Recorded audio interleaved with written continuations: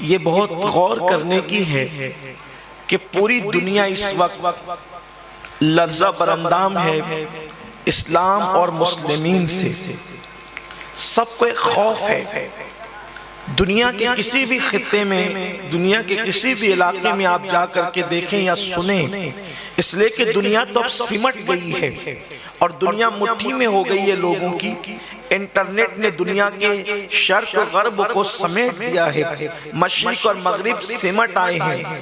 اب اگر ہمیں کسی علاقے، کسی ملک، کسی شہر کے متعلق اگر معلومات لینی ہو تو ہمیں بہت دور جانے کی ضرورت نہیں. انگلیوں کے اشارے پر ہم پوری دنیا کی معلومات حاصل کر سکتے ہیں. لیکن اگر آپ باریک بینی سے جائزہ لیں اور آپ باریک بینی سے غور کریں، وہ پوری دنیا کو ایک خطرہ ہے اور وہ خطرہ صرف اسلام اور مسلمین سے ہے. اس لیے کہ لوگوں کو پتا ہے اگر سکون کہیں ہے تو وہ صرف مذہب اسلام میں ہے. اگر زندگی گزارنے کا شعور کہیں ہے تو وہ صرف مذہب اسلام میں ہے.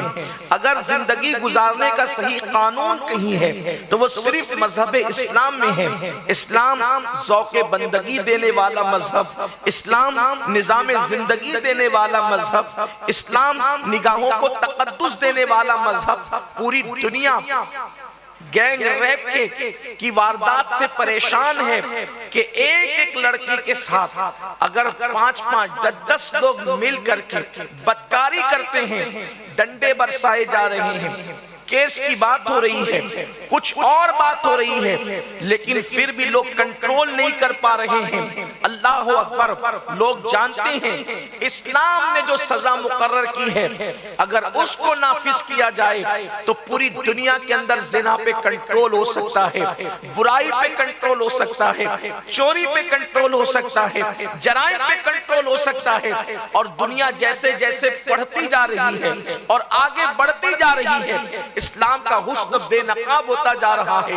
دنیا اگر روحانی طور پر روح کی تسکین کے لیے بے چین اور بے قرار ہے تو روحوں کا تسکین یہاں پر ہے، روحوں کی تسکین یہاں پر ہے، سکون یہاں ہے، اطمینان یہاں ہے، ماں باپ کے حقوق کا تذکرہ یہاں ہے، اولاد کی تربیت کا نظام یہاں ہے، شادی بیاہ کا قانون یہاں ہے. اس لیے لوگ دوسروں کو اسلام سے دور کرنے کے لیے الگ الگ پروپیگنڈا کرتے ہیں. کبھی کوئی الزام رکھتے ہیں، کبھی کوئی الزام رکھتے ہیں، لیکن اللہ اکبر جب لوگوں کو اسلام سے دور رکھنے کی کوشش کی جا رہی ہے، ساتھ ہی ساتھ ایک بہت بڑی منظم سازش یہ بھی ہے کہ اوروں کو تو جنہوں نے کلمہ نہیں پڑھا ان کو اسلام سے دور رکھو، غلط پروپیگنڈے کی بنیاد پر، غلط فہمیوں کی بنیاد پر. لیکن ساتھ ہی ساتھ ایسے نت نئے گناہ فیشن کے نام پہ ایجاد کر دو کہ مسلم نوجوان خود بھی کلمہ پڑھنے کے بعد اسلام کے قریب نہ آ سکیں اور اسلام سے دور ہو جائیں. اللہ اکبر. نئے نئے جرائم، نئے نئے گناہ روزانہ ہمارے درمیان لائے جاتے ہیں. کبھی موبائل گیم کی شکل میں، کبھی یوٹیوب پر جو ہے نت نئے مناظر کی شکل میں، کبھی فیس بک کی شکل میں، کبھی کسی اور شکل میں، کبھی کسی اور شکل میں. اس طریقے سے نئی نسل کو بالخصوص مسلم جوانوں کو اسلام سے دور رکھنے کی سازش رچی جا رہی ہے. اور اللہ اکبر. میری قوم اتنی بھولی ہے، اتنی سیدھی سادھی ہے قوم مسلم کہ گناہوں کے دلدل میں فیشن کے نام پہ ڈوب گئے اور اپنے مذہب سے دور ہو گئے. اللہ اکبر. اگر عیسائی اسلام سے دور ہو تو بھی دکھ کی بات ہے، اگر یہودیوں کو یا مشرکین کو غلط فہمی کا شکار کیا جائے تو بھی دکھ کی بات ہے. اگر کلمہ پڑھنے کے بعد کسی کا نام عبدالسلام ہو اور وہ دین سے دور ہو، کسی کا نام عبد الرحمن ہو اور وہ دین سے دور ہو، کسی کا نام غلام مصطفیٰ ہو اور وہ دین سے دور ہو، تو کتنے اچھمبے کی بات ہے. آپ دیکھیں مسلمان اسلام سے کتنا دور ہو چکا ہے. اللہ اکبر. مسلمان کا تعلق اسلام سے رہ کیا گیا ہے الا ماشاءاللہ. اللہ اکبر. دیکھو کیا تعلق رہ گیا. اگر آج مسلمانوں سے پوچھو وضو کا طریقہ کیا ہے تو اکثر مسلمان بتا نہ سکیں گے. اللہ اکبر. مسلمانوں سے 5 کلمے پوچھو اکثر مسلمان بتا نہ سکیں گے. ایمان میں مجمل اور ایمان مفصل کا ذکر کرے تو کہیں گے یہ کیا چیز ہے. اب آپ مجھے بتائیں مسلمان اسلام سے اتنا دور ہو گیا ہے. اللہ اکبر. اور آئیے میں آپ کو بتاؤں آج مسلمان سفید داڑیاں ہو گئی ہے، بڑھاپا آ گیا ہے، لیکن اس کو کلمہ نہ آ سکا، اس کو قل هو اللہ کی صورت نہ آ سکی، اور کل مسلمانوں کا بچہ اسلام سے اتنا قریب تھا کہ اس کے جواب کو سن کر کے بڑے بڑے اہل دانش دنگ رہ جایا کرتے تھے۔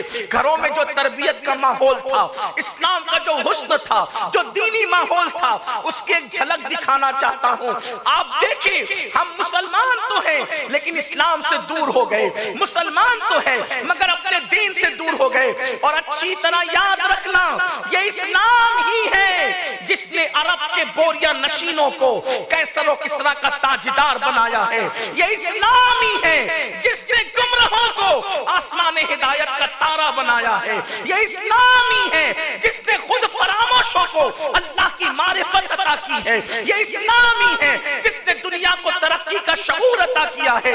آپ سے پوچھنا چاہتا ہوں، اسلام کے آنے سے پہلے دنیا کے حالات کیا تھے؟ یہی نا کہ بچیاں بیوہ ہو جائیں تو شوہر کی چتا پر زندہ جلا دی جاتی تھی۔ بتاؤ، بیٹیوں کو زندہ جلانے سے روکا کس نے ہے؟ اسی کو مذہب اسلام کہتے ہیں۔ اسلام کے آنے سے پہلے بچیوں کو زندہ دفن کیا جاتا تھا۔ بتاؤ، بیٹی میرے جگر کا ٹکڑا ہے، یہ باپ کہہ کر کے بیٹیوں کی عزت کو کس نے اوپر کیا ہے؟ کس نے بلند کیا ہے؟ وہ اسلامی ہے۔